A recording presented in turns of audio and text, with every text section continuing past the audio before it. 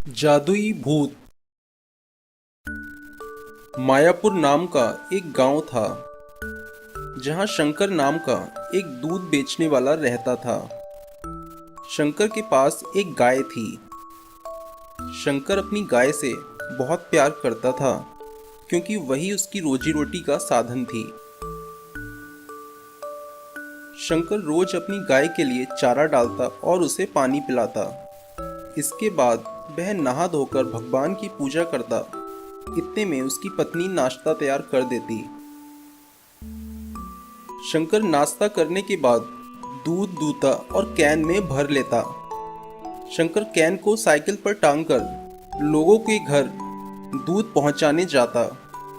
घरों में दूध पहुंचाने के बाद अगर दूध बच जाता तो शंकर भोलापुर जाने वाले रोड पर एक पेड़ के नीचे कैन रख लेता। इस तरह उसका बचा हुआ दूध भी बिक जाता। लोग शंकर का दूध खूब पसंद करते क्योंकि वह बिल्कुल प्योर दूध बेचता था। इस तरह शंकर की अच्छी कमाई होती। शाम को वह सब्जियां और फल लेकर अपने घर पहुंचता और बचे हुए पैसे अपनी पत्नी को देता। एक दिन रात में शंकर का पड़ोसी संजय शंकर के घर आता है। अरे शंकर, थोड़ा दूध मिल जाएगा क्या? कुछ मेहमान आ गए हैं, चाय बनानी है। हाँ हाँ संजय, क्यों नहीं, तुम्हारे मेहमान मेरे मेहमान। अरे मालती, जरा संजय भैया को थोड़ा दूध तो दे दो, इनके घर मेहमान आ गए हैं। मालती दूध लेने अंदर जाती है।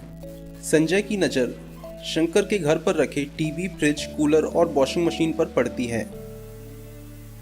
संजय शंकर के घर से दूध लेकर बाहर आता है और सोचता है, अरे शंकर ने तो दूध बेचकर बड़ा पैसा कमा लिया है। मुझे भी एक गाय खरीद लेनी चाहिए और दूध बेचने का काम शुरू करना चाहिए। फिर मैं भी जल्दी ही शंकर की तरह अमीर हो जाऊंगा। हा हा हा।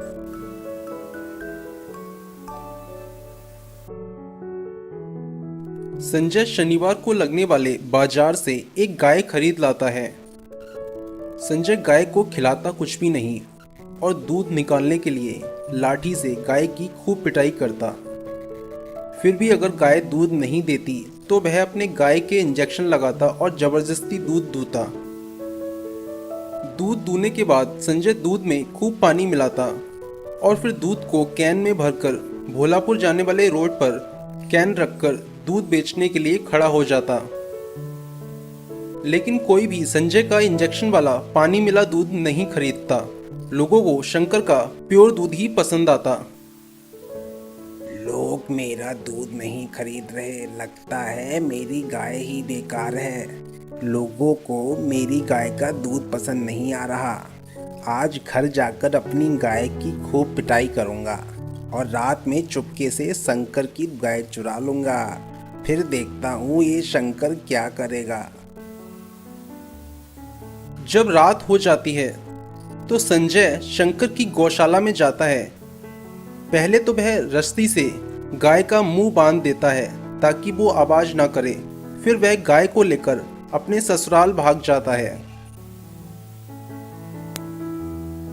सुबह जब शंकर उठता है तो वह देखता है कि गाय गायब है।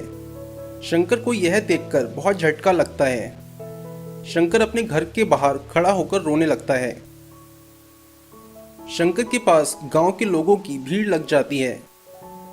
गांव के मुखिया भी वहां पहुंचते हैं। अरे क्या हो गया, इतनी भीड़ क्यों लगा रखी है? मुखिया जी, मेरी गाय चोरी हो गई। अब मैं अपने परिवार का पेट कैसे पालूंगा? मेरे पास रोजी रोटी का और कोई साधन भी नहीं है। मैं अपने नौकरों को भेजकर आसपास के गांव में तुम्हारी गाय ढूंढवाने की कोशिश करता हूं। ऐसा कहकर मुखिया वहां से चले जाते हैं। शंकर भी अपनी गाय को ढूंढने जंगल की ओर जाता है। जंगल में गाय ढूंढते ढूंढते रात हो जाती है लेकिन गाय नहीं मिलती। शंकर बहुत थक जाता है और वह एक पेड़ के नीचे बैठ जाता है। शंकर जिस पेड़ के नीचे बैठता है वह एक बहुत पुराना पीपल का पेड़ होता है। उस पेड़ पर एक भूत रहा करता था। भूत अचानक से शंकर के सामने आ जाता है। शंकर डर जाता है। मुझे मत मारना, मैंने कुछ नहीं किया। अरे डरो नहीं, मैं किसी को नुकसान नहीं पहुंचाता। मैं एक अच्छा भूत हूँ और अपने जादू से अच्छे लोगों की मदद करता हूँ और बुरे लोगों को सबक सिखाता हूँ। तुम यहाँ जंगल में क्या कर रहे हो? शंकर भूत को सारी कहानी बताता है। तुम एक ईमानदार इंसान हो, मैं तुम्हें एक गाय देता हूँ। भूत अपनी जादुई शक्तियों से शंकर को एक गाय देता है। यह गाय 50 लीटर दूध देगी। अभी तुम इससे काम चलाओ, मैं तुम्हें कुछ दिनों में तुम्हारी असली गाय भी ढूंढ कर दे दूंगा। शंकर गाय लेकर अपने घर पहुंचता है और अपना दूध का काम दोबारा शुरू कर देता है। इधर भूत अपनी जादुई शक्तियों से पता लगा लेता है कि संजय शंकर की गाय लेकर अपने ससुराल भाग गया है। भूत एक रात संजय के कमरे में पहुंचता है। संजय अपनी पत्नी के साथ सो रहा था। भूत अपने जादू से संजय की पत्नी को भैंस बना देता है। जब संजय सुबह सोकर उठता है तो चौंक जाता है। संजय की खटिया हवा में तैर रही होती है। अरे ये क्या हो गया? मेरी पत्नी कहाँ चली गई और ये भैंस मेरे बिस्तर पर कहाँ से आ गई? अरे मैं तुम्हारी पत्नी हूँ। संजय भैंस को लेकर अपने घर जाता है। उसका घर एक छोटा सा खिलौना बन चुका होता है।